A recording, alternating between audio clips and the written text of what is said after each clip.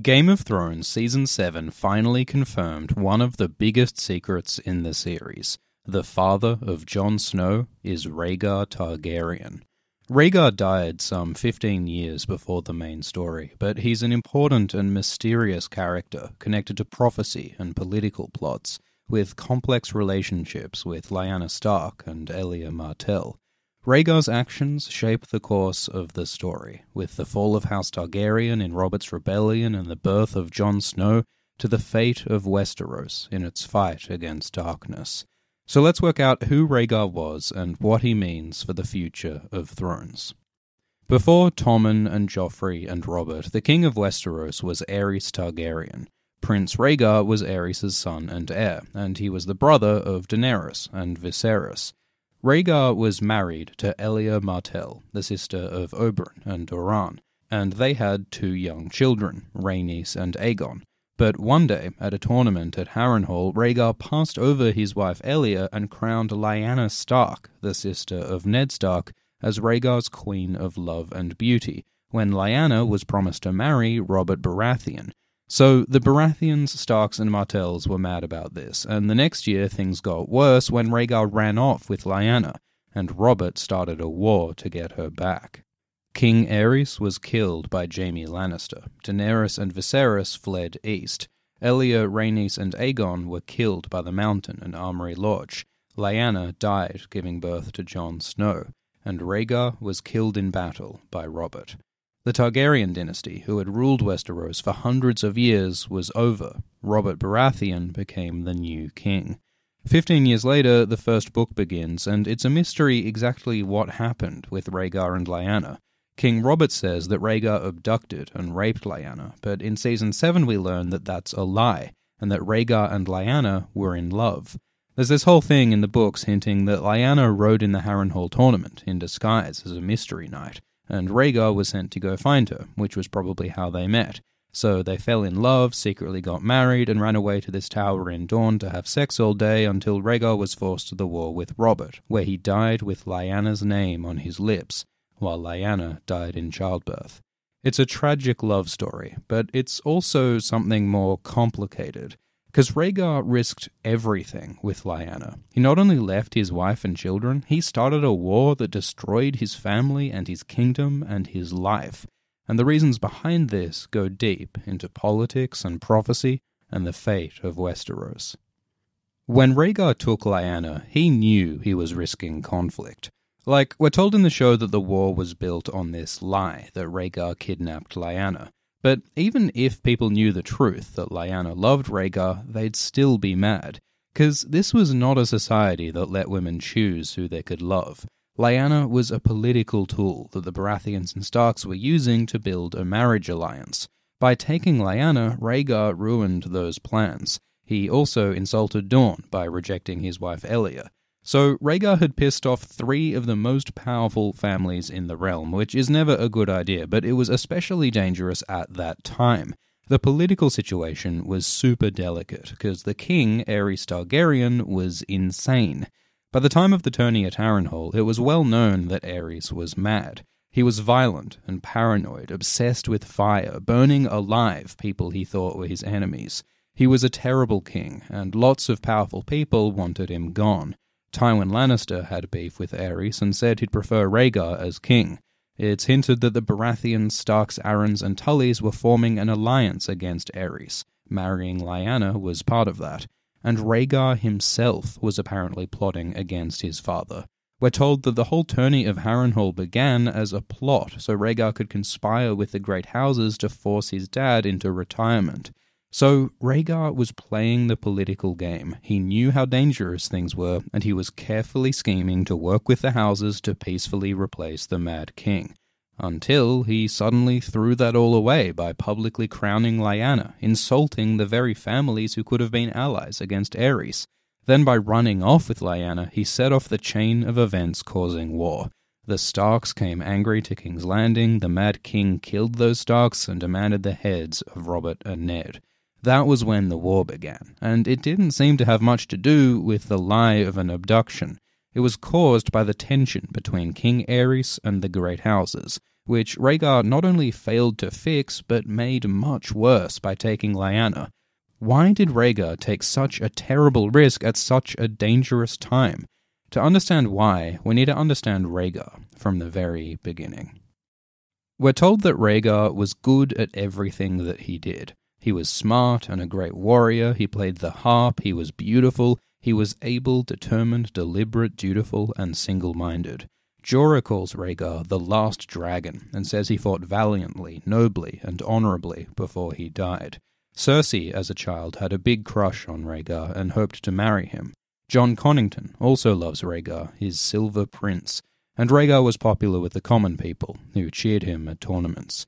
So, on the surface, Rhaegar seems like a golden boy who everyone loved, but Barristan says that no one truly knew Rhaegar. He had a private, secretive side, a melancholy, and a sense of doom, which was related to Rhaegar's birth at Summerhall. Summerhall was a Targaryen palace in the south. Rhaegar's great-grandfather, King Aegon V, brought his family there to celebrate the impending birth of Rhaegar. But Aegon also apparently tried to perform a fiery magic ritual to hatch some dragon eggs, and the fire got out of control and killed King Aegon and much of his family. It was during this tragedy at Summerhall, amongst the flames, that Rhaegar Targaryen gave birth to Rhaegar. He was born in grief, and that shadow hung over him all his days.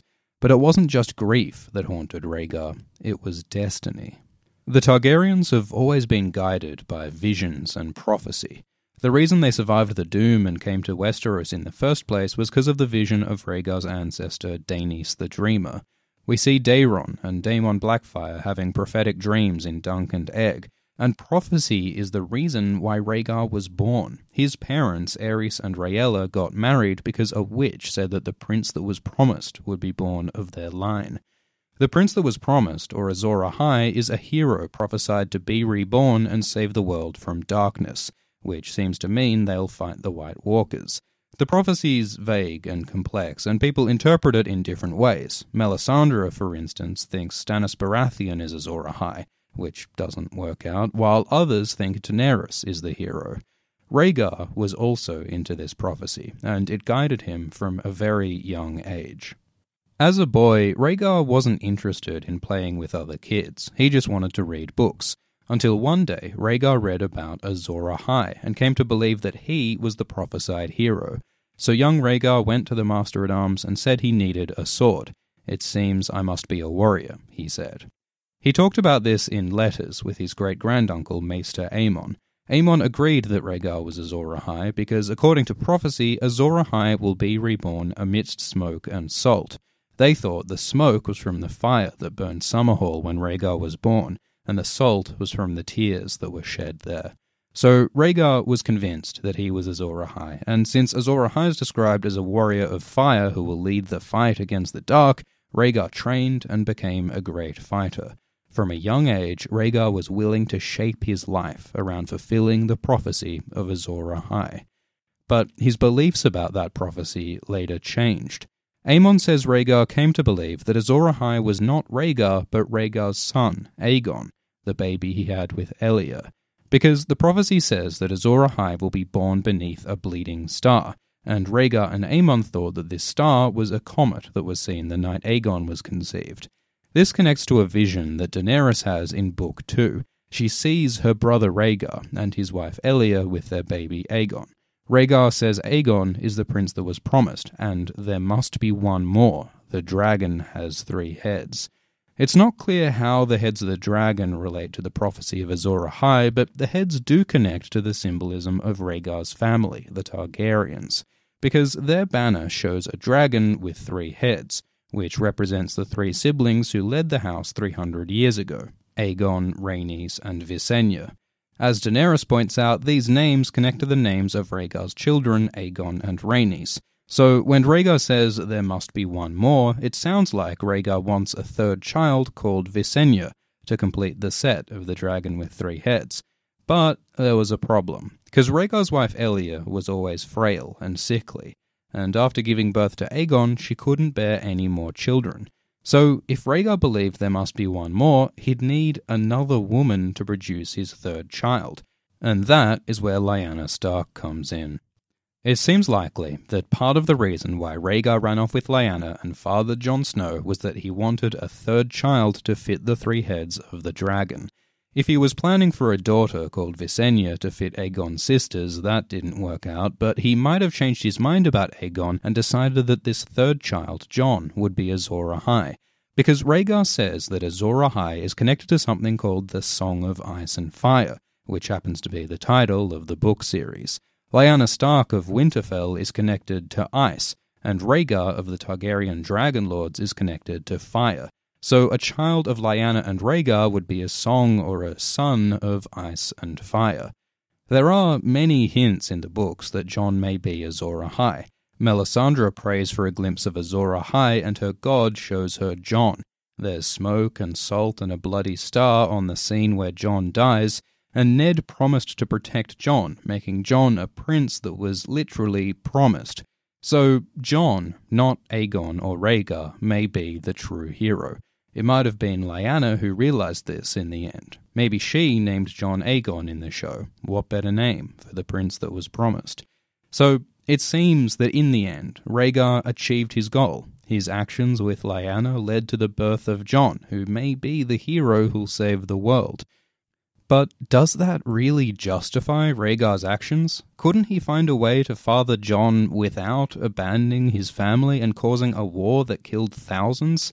How could he be certain that taking Lyanna was the only way? Vague prophecy seems like a convenient excuse for Rhaegar to do things that he probably wanted to do anyway, like ignoring difficult political realities, running away from his problems, and shacking up with a teenager. Because remember, Lyanna was just 15 in the books, while Rhaegar was a 20-something-year-old prince. You can imagine his pitch to her, like, hey, I'm married and you're engaged, but if we don't bang, the world will literally end. And did I mention I play the harp? And he takes her away to this tower he calls the Tower of Joy, and they sit around making prophecy babies for like a year. Meanwhile, the world is burning. Are these really the actions of a hero trying to save the world? Or was Rhaegar just a selfish idiot who killed thousands because he was thinking with his dick? There is one theory that ties things together in a way that could justify all of Rhaegar's actions, including the war and the deaths. Because part of the prophecy of Azor Ahai is that the hero will have a burning sword called Lightbringer. In Book 2, we're told a story of how the original sword was forged. Apparently, Azor Ahai tried 3 times. The first sword broke when he tempered it in water. The second sword broke when he tempered it by stabbing the heart of a lion. But the third sword he tempered by stabbing the heart of his beloved wife. She cried with anguish and ecstasy and died, but her strength went into the steel. And that is how the true Lightbringer was forged and the world was saved. Some readers have noticed that this story kind of mirrors the story of Rhaegar. Like Azor Ahai, he tried 3 times to fulfill prophecy. First, he believed that he himself was Azor Ahai, but he ended up dying in the waters of the River Trident. Second, Rhaegar believed that his son Aegon would be Azor Ahai, but Aegon was killed in the war by the men of the Lion of Lannister, Tywin. The third and final time, Rhaegar made a child with his beloved wife Lyanna. He plunged his sword into her, conceiving Jon, and she died in childbirth. So the first sword broke in water is Rhaegar, the second sword broke with a lion is Aegon, and the third sword, the true Lightbringer, forged with the death of a beloved wife, is Jon Snow, the sword in the darkness, the light that brings the dawn. So while Jon is the weapon who'll beat the White Walkers, the actual hero Azor Ahai is Rhaegar, dead years before the story even starts. This theory suggests that each of these deaths, everything that happened, was necessary, predestined to save the world. Lyanna needed to die in childbirth, Aegon needed to die in the war, and Rhaegar needed to die at the Trident. Maybe he knew. Maybe Rhaegar saw this stuff in dreams like his Targaryen ancestors did, and part of him knew that his fate was to die and cause the deaths of everyone he loved. And that's why he could never be happy, never be known or fully love or explain himself to anyone. That was his melancholy, his sense of doom. Maybe his is the song of ice and fire. And from the beginning, he he knew how it ends. That's one theory anyway. There's still lots that we don't know about Rhaegar's goals, the politics, prophecy, heads of the dragon, and about Lyanna and Elia. Like, how did Elia feel about her husband running off with another woman? Was she in on the prophecy stuff? And how much did Lyanna know? Between Lyanna and Elia and Rhaegar's mother, Rhaella, there are a lot of women in this story whose only role is to be pretty, give birth, then die. We know almost nothing about them, so it'd be nice to learn some more about their stories. What is clear is that Rhaegar and his legacy are tied to the fate of Westeros, and will keep seeing his influence until the end. AltShiftX now has a website at altshiftx.tv. We made it with our sponsor Squarespace, which is an amazingly quick and easy way to make a beautiful website. There's no mucking around with HTML or XML and patches and updates. You just choose your domain name, pick a nice template, customize it how you like, and you got a website. So if you've got a project or a business or a theory about how the mountain is actually Podrick on Hot Pie's shoulders, make it happen using squarespace.com/altshiftx for 10% off your site. The link's below. Thanks for watching. Lots of the ideas in this video are from the Game of Thrones community online, so check out the posts and essays linked below. Thanks to the patrons, including Dylan Geekazoid, Ksenia Kalanina, Thor Alexander Almirlid, Leia Blaze, Fairy Queen, Espen Björk, Simon Pollock, Rain de Prince, David Oakland, and Black Clover. Cheers.